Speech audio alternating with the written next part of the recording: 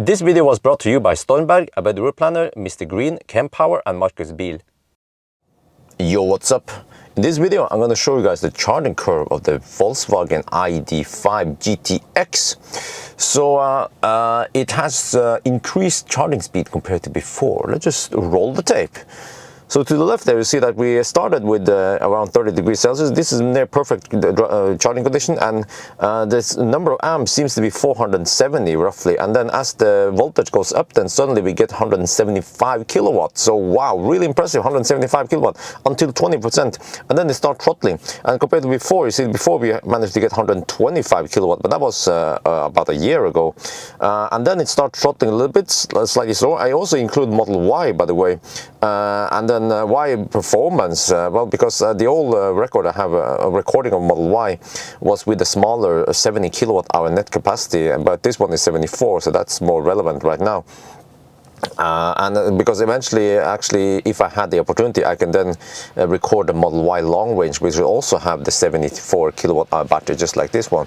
But okay, on that you see that actually right now it seems to throttle a little bit, but you can't really compare the left and the middle one, because I can show afterwards that the charging curve has been increased at the bottom, but then the left and the middle one, they fall together on pretty much all the way now. But one thing to notice is that the ID4 in the middle is actually cooler. The battery, if you look at the yellow inliner, the battery was cooler before, but now it seems like it goes to around 50 degrees Celsius, but not past 50 degrees Celsius, unlike Tesla that goes a little bit, Tesla is at 55 degrees Celsius. That's the way Tesla pushes the speed, I guess. But maybe Tesla also has a different chemistry, so it can allow to take that higher temperature. I'm actually not sure about that.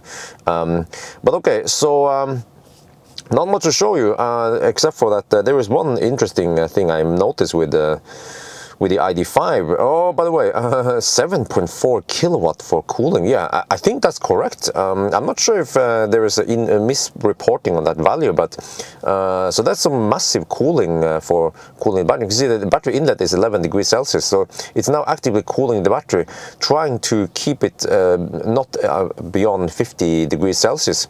So what I noticed was that I'm not sure if this is, it's just unconfirmed claim by someone on the live stream. He claims that the ID4 or ID5 has only one AC unit, and then that AC unit, like we see right now, is then pulling 5.8 kilowatt, 5.5 kilowatt. Okay, it's ramping down a little bit now to cool down the battery. But if you enter the car, some weird stuff happens, and the HVAC on the car starts, and then it kind of messes up this one. And then even worse, if you press the brake and you activate the cooling in the cabin, then suddenly the battery inlet will rise and the cooling will kick back, and the car then realizes that, hey, we have less cooling for the battery, and if the temperature will be close to 50 degrees Celsius, you will actually throttle. I've noticed this because I actually recorded a different charging session at a different location. Not this recording, where I did exactly that, and then it throttled, and I wasn't sure if that was a coincidence, but it turns out that no, it's like there's only one AC unit, and the car prioritizes to then cool the cabin rather than cooling the battery.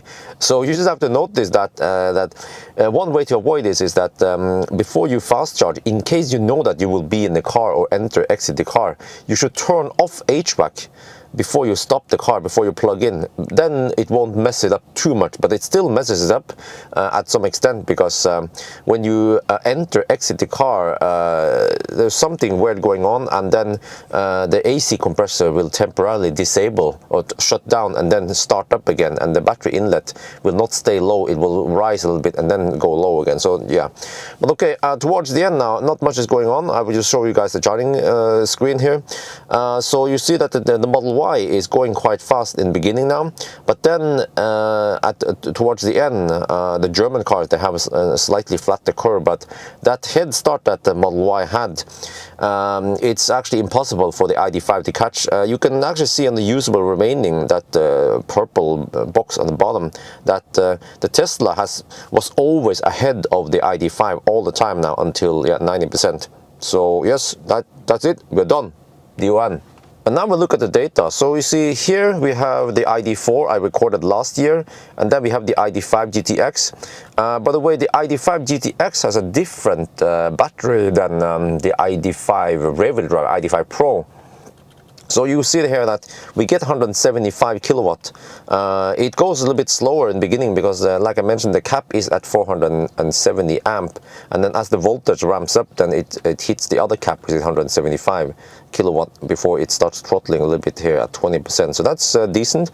But I can show you also versus. Let me see. You want to highlight this one and this one, and yeah, actually, they just happen to be all these three. But you see here that the Model 3 performance, wait, can we scroll up a little bit? Yeah, the Model 3 performance is higher all the way, actually. What about when it throttles a little bit? Oh, shit, it went too high. Okay, maybe I have to do it like this. Sorry about that. Yeah, okay, it's still faster. The Model 3 performance is still faster until, yeah, when? Wow, it's actually past 50%. Here, roughly, yeah, at 55%, that's when the ID5 at least can go on the same level. But that doesn't mean that it has caught up, because you remember that we have a head start on the Model Y performance. I can show the graph here. This is even better. So you see Model Y up here, this one, the ID5, and then here. So you see that the ID4 last year had just, it seems like it was just capped like this, and then they unleash more power. But this is a different battery chemistry and a different battery supplier, right? Or I'm not sure, but is this a coincidence? Because those two lines here, they just fall together perfectly. Yeah, just perfectly. And this is even two recordings that were done over 1 year apart on different locations, different weather, everything, and they just happen to be exactly the same all over there. But yeah, last year I recorded to 100%, but I didn't record to 100% with the ID5. But not interesting. But actually, yeah, more to noticing that it goes fairly flat towards 100% here, at least back in the days. So we can expect that we can assume maybe that will also be the case if I will go to 100%. I should mention, by the way, that the ID5 Pro with a rear-wheel drive that has a different chemistry. So you see this graph here at 175. The other one there will be lower. It will be roughly here. I'm not sure if I saw it in battery life. It was roughly here, I think, but then it was flatter. It was quite flat like this all the way to about 70-80%, and then it dropped quite fast.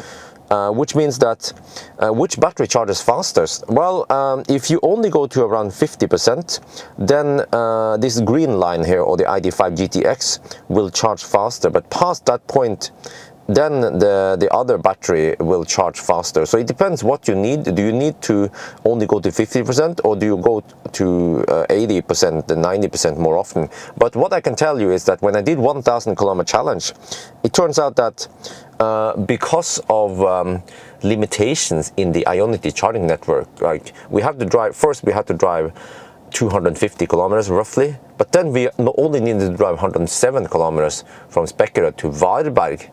And then you can't skip Varberg, because if you skip Varberg, then you have to drive 250 kilometers, which is too far. Yeah, because you have to go high speed and all that.